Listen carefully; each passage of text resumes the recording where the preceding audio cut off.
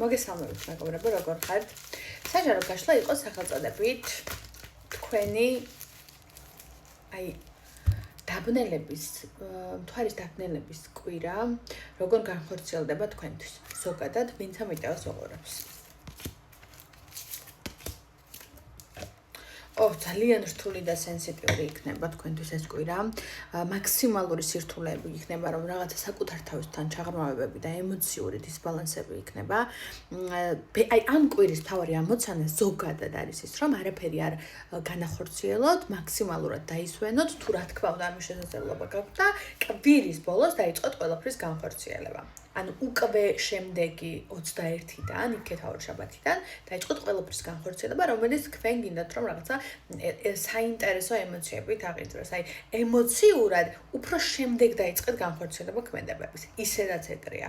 და ტაროში ზუსტად ეგრეა მოდის, ახალი ემოციების დრო არის თქვენ თავთან, რაღაცა განახლების და ამ ყველაფრის ნიადაგზე.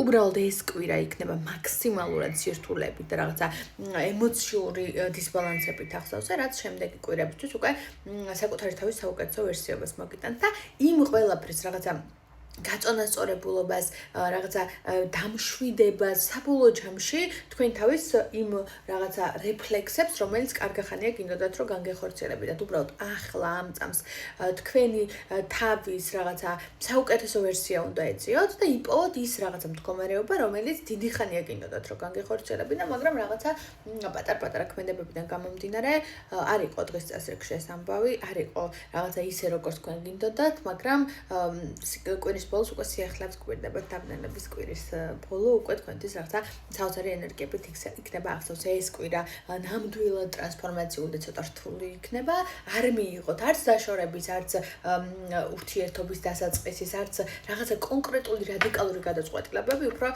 შემდეგი კვირიდან დაიწყეთ იმიტომ რომ შეიძლება სავალალო აღმოჩნდეს თქვენი ნებისმიერი გადაწყვეტილება